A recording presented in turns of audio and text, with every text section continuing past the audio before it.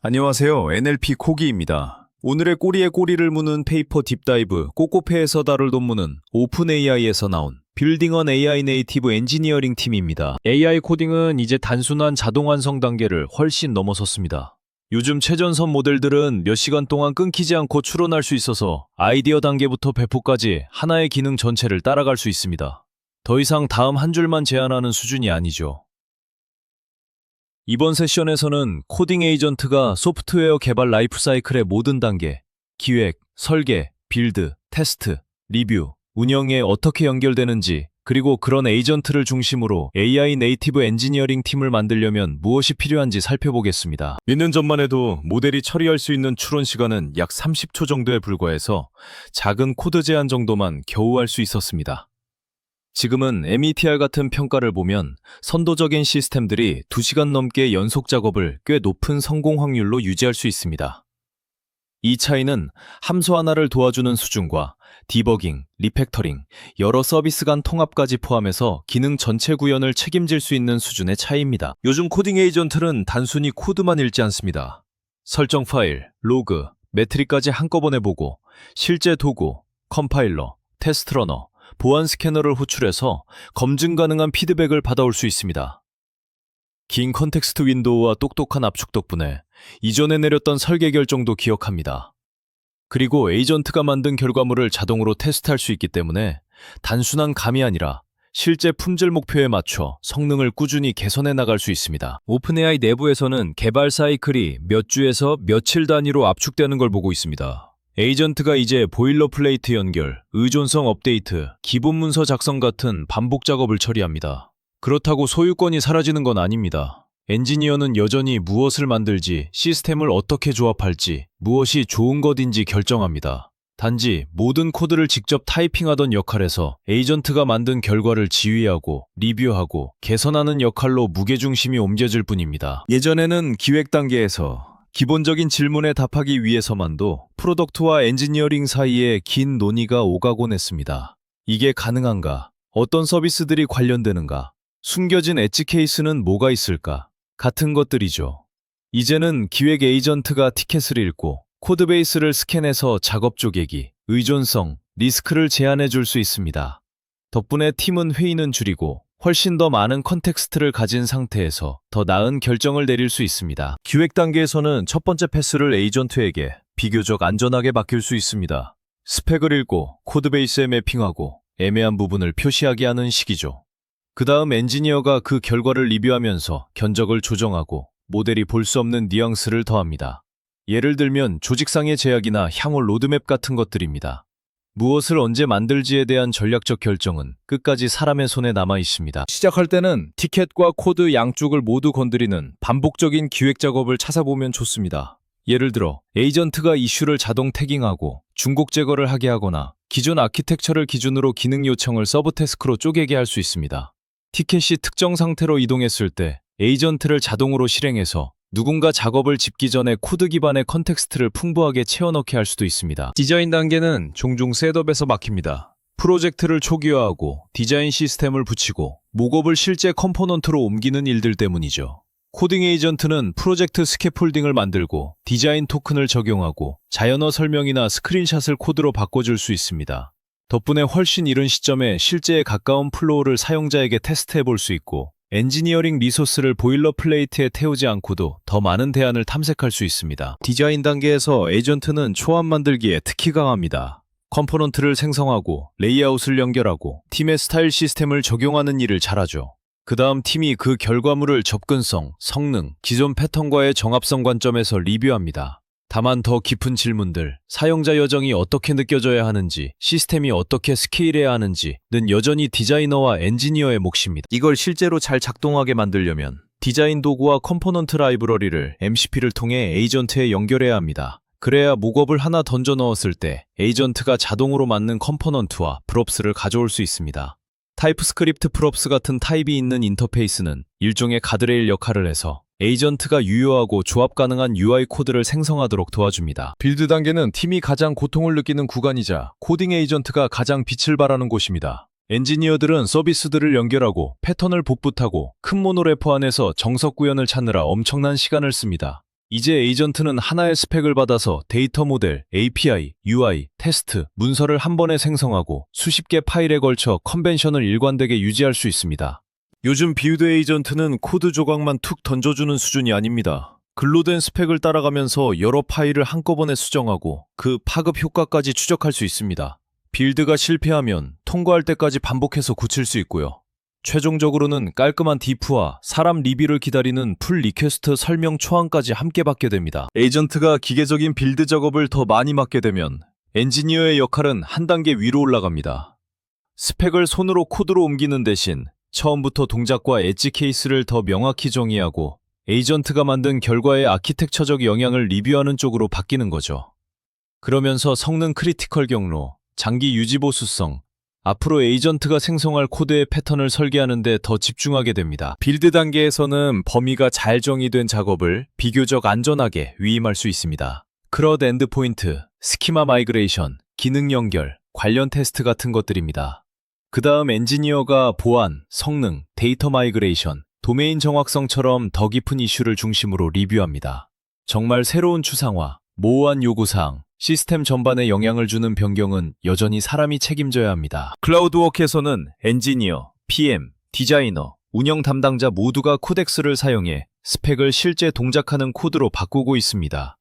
간단한 스크립트든 새로운 부정행일 탐지 룰이든 마이크로 서비스 하나 전체든 아이디어에서 구현까지 몇 분 만에 갈 수 있습니다. 이게 엔지니어의 판단을 대체하는 건 아니지만 예전에는 모두를 느리게 만들던 잡일을 상당 부분 없애주는 효과가 있습니다. 빌드 에이전트를 안전하게 도입하려면 먼저 명확하고 스펙이 잘 정의된 작업부터 시작하세요. MCP를 통해서든 래퍼 안의 PLAN.MD 파일을 통해서든 에이전트에게 기획 도구를 하나 줘서 코딩 전에 단계별 계획을 세우게 합니다. 그리고 agent.md를 유지하면서 테스트 러너나 린터처럼 에이전트가 쓸 수 있는 도구를 설명해 두세요.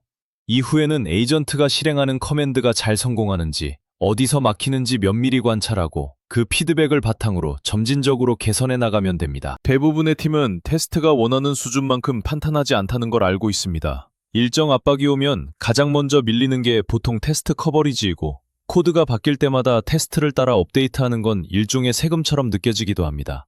그 결과는 깨지기 쉬운 테스트 스위트, 애매한 실패 메시지, 느려진 배포 속도입니다. 원래 테스트가 막으려고 했던 일들이죠. 코딩 에이전트는 요구사항과 기능 코드를 함께 읽고 테스트 케이스를 제안할 수 있습니다. 구현에 몰입하다 보면 놓치기 쉬운 엣지 케이스까지 포함해서요. 또 코드가 바뀔 때 테스트를 함께 업데이트해줘서 리팩터링의 마찰을 줄여줍니다. 덕분에 높은 커버리지를 유지하면서도 빠르게 움직이기가 훨씬 쉬워집니다. 초기 테스트 생성은 에이전트에게 맡길 수 있습니다. 가능하면 기능 코딩과는 다른 세션에서 돌려서 편향을 줄이는 게 좋습니다. 다만 엔지니어는 여전히 꼼꼼히 리뷰해야 합니다. 에이전트가 슬쩍 스톡 테스트나 얕은 애서션을 넣어두지 않았는지 확인해야 하죠. 전체 커버리지 전략, 테스트와 사용자 경험의 매핑, 좋은 테스트에 필요한 공격적인 사고방식은 사람의 책임으로 남습니다. 실무에서 유용한 패턴 하나는 테스트를 먼저 쓰거나 생성하고 올바른 이유로 실패하는지 확인한 다음 구현으로 넘어가는 방식입니다. 기대하는 커버리지 수준을 agents.md에 명시하고 에이전트가 호출할 수 있는 커버리지 도구 예시를 구체적으로 적어주세요. 그래야 에이전트가 단순히 테스트 파일만 늘리는 게 아니라 어디에 갭이 있는지 추론할 수 있습니다. 코드 리뷰는 필수지만 비용이 많이 듭니다. 팀은 큰 변경에는 깊은 리뷰를, 작은 변경에는 가벼운 리뷰를 하려고 하지만 가끔은 판단이 빗나가서 심각한 버그가 프로덕션까지 흘러들어가기도 합니다. 그러면 장애, 재작업 모두의 시간을 잡아먹는 후속 조치가 뒤따르게 됩니다. AI 리뷰어는 모든 풀 리퀘스트에 기본적인 수준의 검토를 제공할 수 있습니다. 단순한 린터와 달리 실제로 코드 일부를 실행해보고 런타임 동작을 살펴보고 여러 서비스에 걸친 로직을 따라갈 수 있습니다. 다만 튜닝을 잘해야 합니다.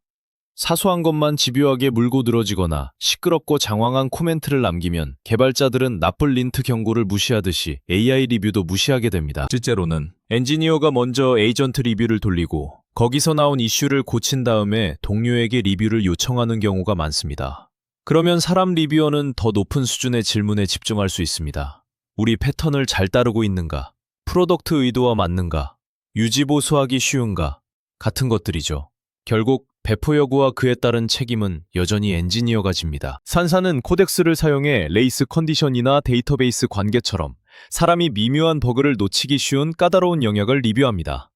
에이전트는 잘못된 하드 코딩을 잡아내기도 했고, 심지어 확장성 문제를 미리 예측해주기도 해서 코드가 프로덕션에 들어가기 전에 엔지니어에게 더 강한 안전망을 제공하고 있습니다. AI 리뷰를 도입하려면 먼저 훌륭한 사람, 코드 리뷰 사례, 코드와 코멘트 둘 다를 모아서 평가 세트를 만드세요. 범용 챗 모델이 아니라 코드 리뷰에 맞게 튜닝된 모델을 선택하고 PR 코멘트에 달리는 리액션 같은 단순한 신호를 추적해서 무엇이 실제로 도움이 되는지 보세요. 일부 레포에서 결과에 대한 신뢰가 쌓이면 점차 적용 범위를 넓혀가면 됩니다. 대부분의 팀은 문서가 항상 뒤처져 있다는 걸 인정합니다. 중요한 지식은 사람 머릿속이나 시스템이 조금만 바뀌어도 금방 낡아버리는 흩어진 문서에 들어있죠. 전사적인 문서 스프린트를 해도 보통은 일회성 이벤트로 끝나고 코드가 움직이는 속도를 따라가지 못한 채 서서히 썩어갑니다. 코딩 에이전트는 코드를 읽고 그 동작을 설명하는데 놀랄 만큼 능숙합니다. 파일 요약, 모듈 개요, 머메이드 같은 포맷의 아키텍처 다이어그램까지 생성할 수 있습니다. 에이전트를 릴리스 프로세스에 연결해두면 커밋을 요약하고 문서를 자동으로 업데이트하게 만들어서 문서를 부가 작업이 아니라 딜리버리 파이프라인에 내장된 일부로 바꿀 수 있습니다. 파일 요약, 의존성 리스트, PR 변경 사항 노트처럼 리스크가 낮은 문서는 에이전트에게 완전히 맡길 수 있습니다. 엔지니어는 핵심 서비스 개요, 퍼블릭 API 레퍼런스, 럼북, 아키텍처 페이지처럼 중요한 문서를 리뷰하고 다듬습니다. 또 전체 문서 구조, 템플릿, 그리고 법적 규제, 브랜드 리스크와 연결되는 문서는 사람 책임으로 남겨야 합니다. 간단하게 시작해보세요. 코딩 에이전트에게 모듈 하나를 요약해보라고 하거나 다이어그램을 그려보라고 해서 얼마나 근접하게 나오는지 확인해보는 겁니다. 문서화에 대한 기대치를 에이전스텀.md에 정리해두고 에이전트를 릴리스 파이프라인에 연결해서 릴리스 노트 초안이나 서비스 개요 업데이트를 맡기세요. 특히 초반에는 중요한 문서에는 항상 사람이 마지막 검토를 하도록 유지해야 합니다. 프로덕션에서 무언가 깨지면 엔지니어들은 로그 도구, 배포 대시보드, 인프라 콘솔을 오가며 원인을 찾느라 분주해집니다. 이런 컨텍스트 스위칭은 느리고 스트레스가 크며 특히 매분이 중요한 고임팩트 사고 상황에서는 더 그렇습니다. 로깅 시스템과 배포 시스템을 MCP를 통해 코딩 에이전트에 연결해두면 이 엔드포인트의 에러를 조사해줘 같은 질문을 던지고 에이전트가 로그를 가져오고 코드를 추적하고 최근 커밋을 살펴보게 할 수 있습니다. 그러면 에이전트가 가능성 높은 근본 원인을 제안하고 핫픽스 초안까지 작성해주면 엔지니어가 그걸 리뷰하고 다듬는 식으로 진행할 수 있습니다. 운영 단계에서 에이전트는 허드렛 일에 특히 강합니다. 로그를 파싱하고 이상 징후를 찾고 최근 코드 변경과 상관관계를 잡아내는 일들 말이죠. 엔지니어는 그 결과를 검증하고 어떤 수정이 안전한지 결정하고 새롭거나 민감한 사고를 처리합니다. 사람의 판단과 최종 승인 권한은 절대 양보할 수 없는 부분입니다. 버진 애틀랜틱은 VS 코드 안에 코덱스를 통합하고 MCP를 통해 애주어 데브옵스와 데이터브릭스를 연결했습니다. 엔지니어는 IDE를 벗어나지 않고도 로그를 조사하고 코드와 데이터를 가로지르는 이슈를 추적하고 변경 사항을 리뷰할 수 있습니다. 이렇게 컨텍스트를 한 곳에 모아두면 근본 원인 분석 속도가 빨라지고 팀은 수정사항 검증과 신뢰성 개선에 더 많은 시간을 쓸 수 있습니다. 운영에 에이전트를 도입하려면 먼저 로그 집계기, 코드 레포, 배포 시스템과 통합하세요. 이때 접근 범위와 보안 통제를 명확히 하는 게 중요합니다. 에러 스파이크 조사, 배포 후 회귀 분석 같은 공통 작업에 대한 프롬프트 템플릿을 정의하고 모의 사고 상황에서 테스트해본 뒤 실제 사고에서 무엇이 도움이 되는지에 따라 계속 다듬어가면 됩니다. 조금 거리를 두고 보면 코딩 에이전트는 이제 기획, 설계, 빌드, 테스트, 리뷰, 운영 전 단계에 참여하고 있습니다. 예전에는 팀을 느리게 만들던 기계적이고 다단계인 작업을 대신 처리하는 동안 엔지니어는 아키텍처, 프로덕트 의도, 품질에 대한 책임을 유지합니다. 조직을 급진적으로 갈아엎을 필요는 없습니다. 리스크가 낮은 작은 워크플로부터 시작해도 에이전트가 발전하면서 금방 큰 효과로 누적됩니다. AI 네이티브로 가고 싶다면 리스크는 낮지만 마찰은 높은 영역부터 시작하세요. 보일러플레이트 빌드, 테스트, 생성, 문서 업데이트, 기본 코드 리뷰 같은 것들입니다. 도구와 권한, 문서화된 가이드라인 같은 명확한 가드레일을 먼저 세우고 신뢰가 쌓일수록 점진적으로 위임 범위를 넓혀가세요. 결과를 측정하고 개발자 피드백을 모으고 에이전트를 계속 개선해 나가는 하나의 프로덕트로 취급하는 게 좋습니다. 코딩 에이전트는 대체제라기보다 강력한 레버리지로 보는 게 맞습니다. 반복적이고 기계적인 일을 대신 맡아서 엔지니어가 깊은 설계, 아키텍처, 새로운 문제에 더 많은 시간을 쓸 수 있게 해주는 도구죠. 기획, 설계, 빌드, 테스트, 리뷰, 운영. 전 단계에서 AI 네이티브 패턴이 자리를 잡을수록 이를 일찍 도입한 팀은 더 빠르고 더 일관되게, 더 집중된 상태로 움직이게 될 것입니다. 도구는 이미 준비되어 있습니다.